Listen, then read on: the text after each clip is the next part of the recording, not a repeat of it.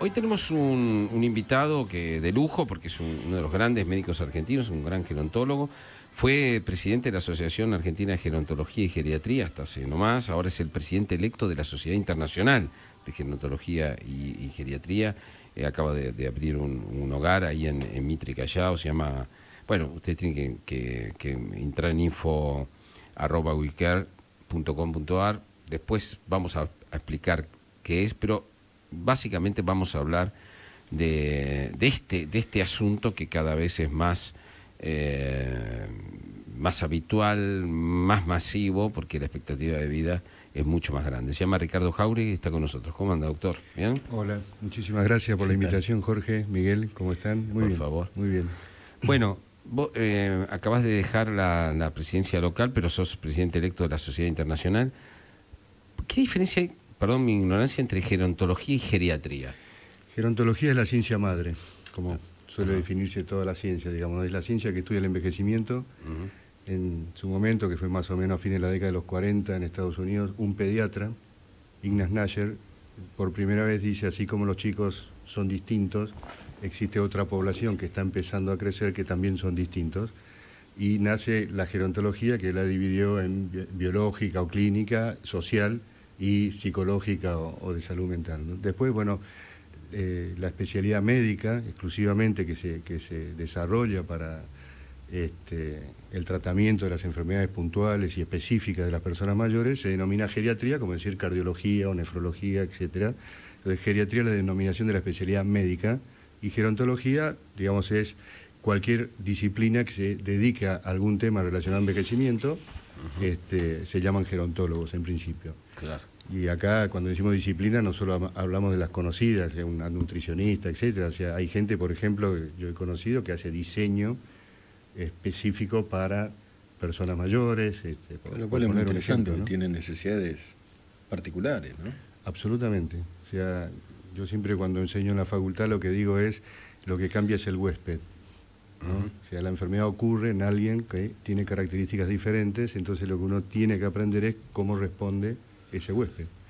Y eso es un poco, digamos, el corazón de lo que sería entender desde por lo menos la salud o la medicina el enfoque de una persona mayor, ¿no? Ahora, Ricardo, ha cambiado muchísimo lo que piensa la sociedad y lo que piensa la medicina acerca de los adultos mayores. Si tuvieras que resumir qué pasó en estos últimos 15 años, por ejemplo, ¿cómo lo harías? En los últimos, diría, 20 años... 20 años, sí. Lo más importante que ocurrió es que se empezó a tener más conocimiento. O sea, la geriatría durante muchos años era una especialidad que se dedicaba específicamente a cuidar personas que habían perdido la autonomía, discapacitadas en fase terminal de enfermedades, que estaban en asilos, ¿no? De hecho, se desarrolla mucho en la Gran Bretaña con una mujer que era traumatóloga, una cosa rarísima, que empieza a clasificar en los asilos a las personas que digamos, qué podían hacer y qué no podían hacer, ¿no? Entonces, el gran hito fue que la doctora Marjorie Warren empezó a sacar personas de los asilos, porque si usted acá no tiene nada que hacer, puede estar en su casa con una mínima ayuda para hacer esto, que es lo que denominamos nosotros actividades de la vida diaria, ¿no? O sea, qué uno puede hacer de acuerdo a cómo está. Así un poco nació y siempre estuvo como metida en un rincón de, digamos, básicamente de cuidados, o especializado en cuidados, en problemas crónicos, en problemas de personas que estaban, entre comillas, invisibilizadas en lugares, o escondidas, ¿sí? En lugares de tipo asilar. Lo que pasó en los últimos 20, 30 años es que primero empezó a haber muchas más mayores, mucho más viejos, en el mundo.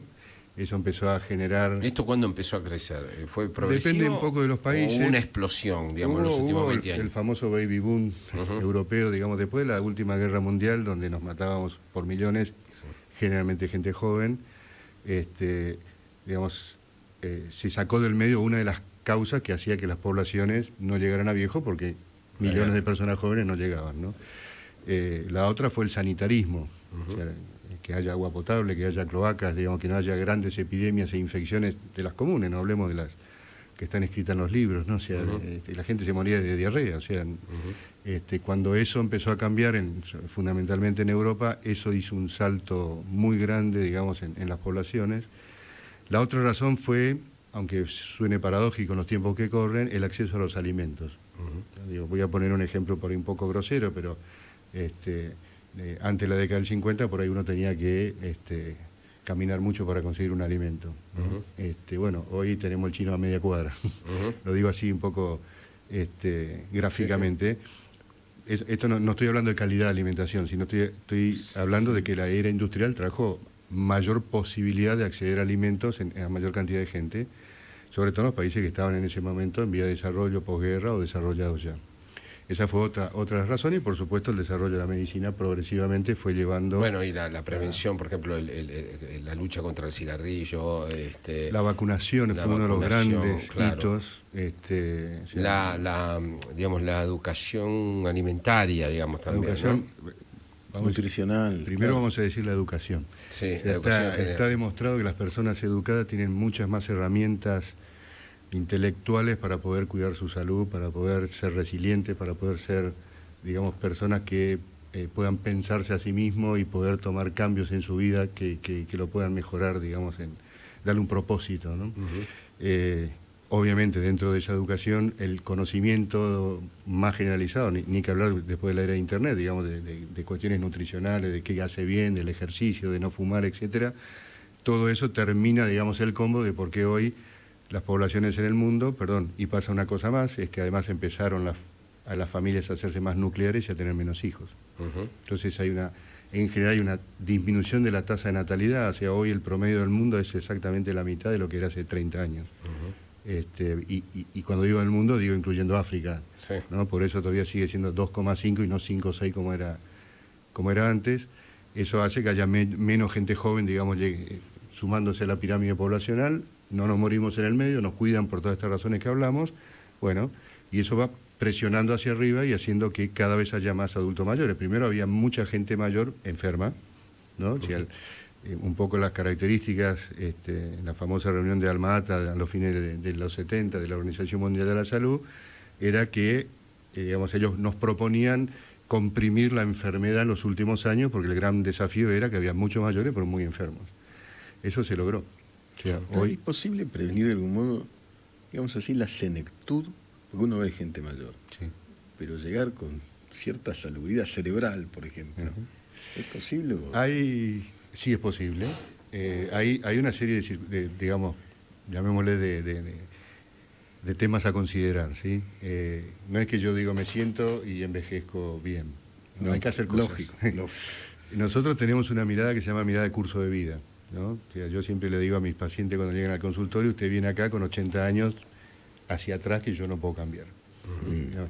Veamos qué podemos ahora adelante, pero esos 80 años, esa biblioteca viviente, biológica, vamos a ponerlo en esos términos, para mí lo que me da es un montón de explicaciones para entender lo que pasa hoy y qué propuestas hacer.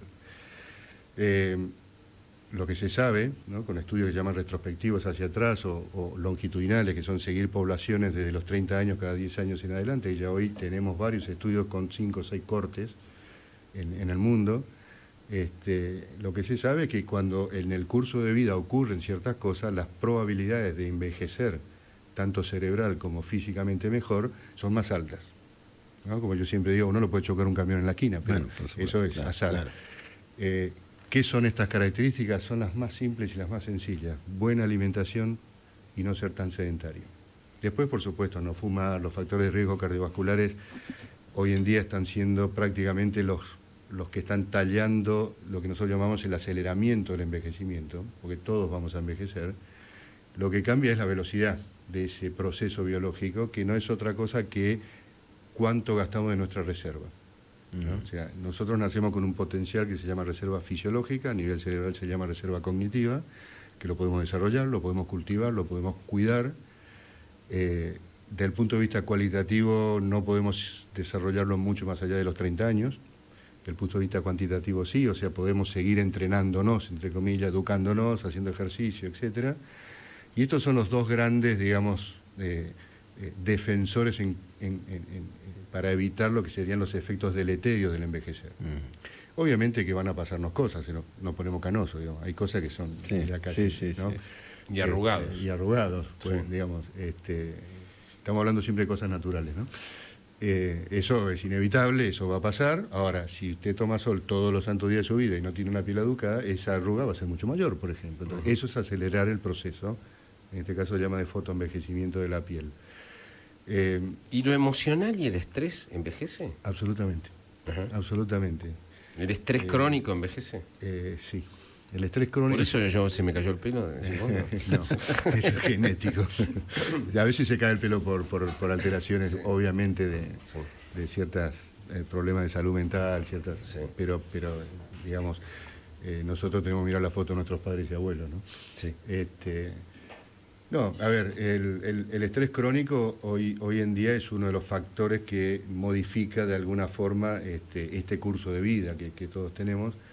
Obviamente también aumenta el riesgo de enfermedades cardiovasculares, etcétera, que pueden hacer que no nos muramos hoy en día con toda la tecnología, pero que lleguemos a más grande, digamos, sostenidos por un montón de cuestiones que hacen que ya no seamos el mismo huésped, como hablábamos al principio, que antes. O sea, no es lo mismo llegar haciendo ejercicio, comiendo bien, tomando pocos remedios, otro gran ítem en geriatría. Poco remedio. Poco remedio. Poco ansiolítico o nada. Poco de todo. Para nosotros la polifarmacia, como lo llamamos, es un gran problema. Por supuesto, a veces es inevitable, sí, ¿no? Seguro. Eso desde ya, pero nosotros lo llamamos un síndrome geriátrico, prácticamente el tomar muchos remedios, precisamente porque estamos en un cuerpo que no responde de la misma forma, y los remedios interactúan con el cuerpo. O sea, eso es inevitable. Entonces se ve con mucha más facilidad, digamos, que cuando uno es más joven, los efectos adversos o las reacciones incluso entre drogas. Algo que vemos muy frecuentemente es que cuando no hay buena formación, y a veces también en los formados, porque uno también va haciendo su experiencia, digamos, como en cualquier profesión, lo que solemos ver es que estamos tratando el efecto adverso de otra droga, ¿no? Es muy común que muchos remedios produzcan náusea, por ejemplo, sensaciones raras en el estómago, entonces le damos una bucapina, o le damos, no digamos marca, otro remedio, ¿no? Que a su vez puede producir sequedad de boca, entonces, y eso lo llamamos cascada de... Es una cadena de... Una cadena de tratar efectos adversos de drogas y no de enfermedades reales, ¿no? Claro. Y eso es algo que tenemos que estar muy atentos y que evaluamos mucho nosotros, porque a veces solemos solucionar mucho más problemas reordenando todos esos esquemas que adicionando una nueva droga, como muchas veces se piensa, ¿no? Lamentablemente el ejercicio y la buena nutrición no vienen en una pastilla. Es lo que más nos cuesta a todos nos gusta, digamos, morfar, nos gusta, digamos, la vida de las ciudades, y en general se nos ha vuelto mucho más fácil todo para ser más sedentarios, y realmente eso talla muchísimo, porque el quedarnos quietos hace que perdamos músculo. Esto está muy bien estudiado, se pierde un 8 a un 10% por década después de los 60 años, y uno, digamos, no hace una actividad física regular, que no hay que ser maratonista ni cosas raras, ¿no? Pero caminar, sí. Y ese músculo se reemplaza por grasa habitualmente, aunque uno no tenga sobrepeso, y se transforma en un músculo, llamémosle poco útil para que se entienda, lo cual lleva a un proceso, digamos, de más riesgo de caernos, por ejemplo, o de caminar más lento, de empezar a encorvarnos, menos reserva de proteínas, porque las proteínas están en los músculos para sintetizar anticuerpos en el cuerpo, etcétera. O sea, eso va llevando a lo que se denomina en geriatría síndrome de fragilidad. El síndrome de fragilidad no es otra cosa, ¿no? Yo siempre digo mirar un jarrón chino que es espectacular hasta que se cae, ¿no? A veces uno ve viejos que están espectaculares hasta que se caen. Y ahí empieza la cadena de la debacle, porque esa reserva que les comentaba antes ya ha sido gastada, ¿no? Muchos, y yendo a lo emocional y a lo social, lo asimilan a lo que sería, bueno, tener nuestra cuenta del banco y ir poniendo ahorros, ¿no? Olvidémonos de la Argentina. Claro, para poder gastarlo cuando lo necesitamos. Bueno, con la salud, incluso hay una escuela de salud y economía inglesa muy, muy conocida que dice que lo llama capital de salud, ¿no? Y bueno, se ha desarrollado, se habla de capital psicológico, etcétera, y las personas que tienen más de todo eso son las personas que mejor envejecen, ¿no? Hoy hay algunos estudios que todavía no son definitorios, porque es muy difícil, digamos, tener una cantidad de personas estudiadas suficiente para que tenga peso estadístico, y bueno, los médicos miramos eso, lo llamamos evidencia científica, ¿no? Para poder ser, digamos, coherentes cuando o proponer cosas, digamos, que por lo menos están probadas, sabiendo que puede ser probada lo contrario, ¿no? Como pasa siempre después, pero bueno, en ese momento es la mejor evidencia que tenemos. Lo que se sabe hoy es que las personas que hacen actividad física y que tienen una dieta, digamos, promedio sana, esto no significa no comer el asado si hay una fiesta, no estamos hablando de eso, sino comer sano en general, ¿sí? No fumar, por ejemplo, y movernos, como dije antes, bueno, estas tienen más chances estadísticas de que si empieza algún problema, porque también hay carga genética en algunos problemas cognitivos o lo que fuera, empiece más tarde, empiece más lento, tenga más chances. ¿Y el alcohol? Que hablaste de eso.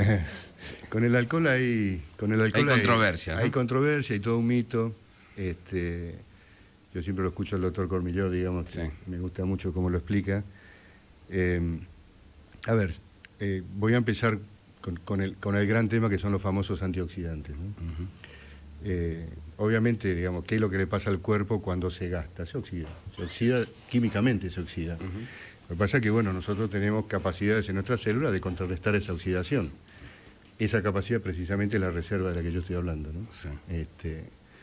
Cuando esas capacidades de oxidación, digamos, empezamos a no poder contrarrestarla por diferentes factores, es cuando empezamos a envejecer. En definitiva, el envejecimiento es un fenómeno inflamatorio, digamos, ¿no? Que, bueno, por eso cuando uno tiene, por ejemplo, diabetes, ese fenómeno, o cuando uno fuma, se acelera. Y aparece más rápido esto que decimos de perder músculo, caminar más lento, o empezar a tener olvidos o lo que fuera.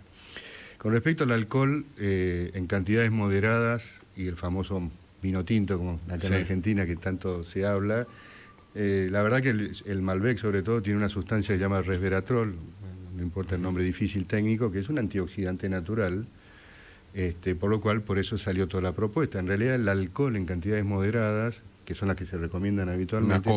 Una copa por día en la mujer y hasta 2 en el varón, porque el hígado metaboliza distinto, bueno, no importa eso, pero digamos una cantidad razonable.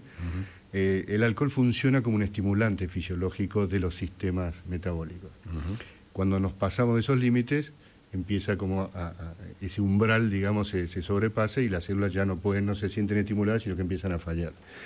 Eso es un poco, digamos, y una de las cosas más comunes que pasa, por ejemplo, que los tejidos empiezan a producir más grasa y no metaboliza bien el alcohol. Entonces, las otras bebidas que no son el vino, el whisky, el coñac... El tema es el alcohol. Por eso es la discusión, digamos, ¿no? Creo que esta mañana el doctor decía que la gente siempre habla que si mezclas hace mal. No es la mezcla, es la cantidad. Claro. ¿Está bien? Sí. O sea, es la cantidad de alcohol, ¿sí? Entonces, volviendo a los antioxidantes, por ejemplo, hay estudios que dicen que uno se tendría que tomar la bodega entera para tener un efecto positivo en el cuerpo por las concentraciones que tiene. Sí. Entonces, una cosa es tomar dosis moderada de vino tinto toda la vida, o de aceite de oliva, ¿no? Las dietas mediterráneas, como se la conoce, de vuelta al curso de vida, ¿no? Las personas que comen y trabajan al aire libre, por ejemplo, cuando ese trabajo no es demasiado impactante en el físico, y toman un poco de alcohol, bueno, son personas que están metabólicamente en mejores condiciones que las que no lo hacen. O sea, no es lo mismo tomar alcohol trabajando, moviéndonos, que estando sedentarios. Entonces, es cierto, el vino tinto hace bien, nos gusta, es nuestro, pero realmente no es que uno no tomó nunca vino y hoy me tomo 3 Malbec y estoy, digamos, antioxidado, no es así. De hecho, incluso se vende ese producto en comprimidos y no alcanza las dosis que se necesitarían, ¿no? Entonces, mira, acá hubo un gran médico argentino que era pediatra, el doctor Gian Antonio, que decía las vitaminas y las antioxidantes se compran en el supermercado, no en la farmacia. Claro. Eso no quiere decir que no se necesiten ciertas condiciones médicas, son dos cosas distintas, pero lo que quería decir es que si uno hace una dieta adecuada y come bien y come de todo, en general nos va mejor, digamos, ¿no? Leer, ¿hace bien? Leer hace muy bien. No solamente leer, entender lo que leemos. Quiero ser claro. Lo que está probado que hace bien es desafiar el cerebro. ¿Está bien? Voy a poner un ejemplo. Yo soy médico y digo, bueno, siempre quise ser cardiólogo, fui geriatra toda la vida, empiezo a leer de cardiología. Mucho desafío. Me va a traer un desafío porque por ahí yo no estoy... Pero estoy dentro... Ahora, si yo digo voy a estudiar italiano, que en mi vida estudié, es otra historia. Entonces, el desafiar los circuitos, el ponerlos en funcionamiento, es lo que realmente funciona. Y por eso muchas veces las propuestas son hacer juegos, digamos, donde uno tiene que tomar decisiones, como puede ser lo simple, el sudoku, El ajedrez. Los juegos de mesa, digamos, Sí. Eso de lo más simple a lo más complejo, digamos. Obviamente hay terapeutas que se dedican a esto específicamente, después cuando uno tiene los diagnósticos en cada área, pero obviamente leer es un ejercicio que lamentablemente se está perdiendo, que ayuda mucho en los primeros años, por lo que hablábamos antes, ¿no? Para formar ese capital de salud cognitivo.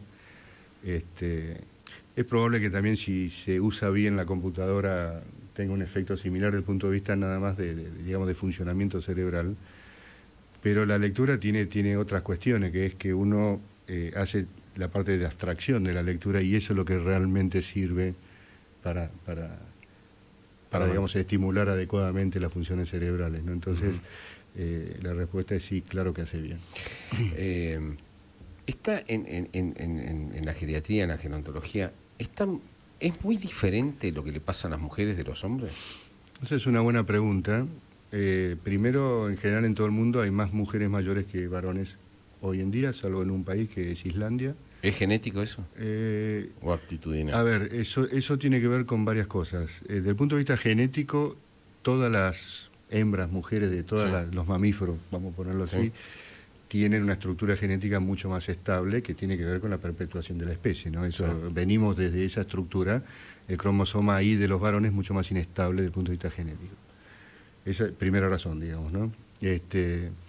La segunda es que todavía muchos de los adultos mayores de hoy vienen de generaciones donde se casaban con edades bastante diferentes. Yo no digo que sea lo que era lo habitual, pero era mucho más frecuente que ahora.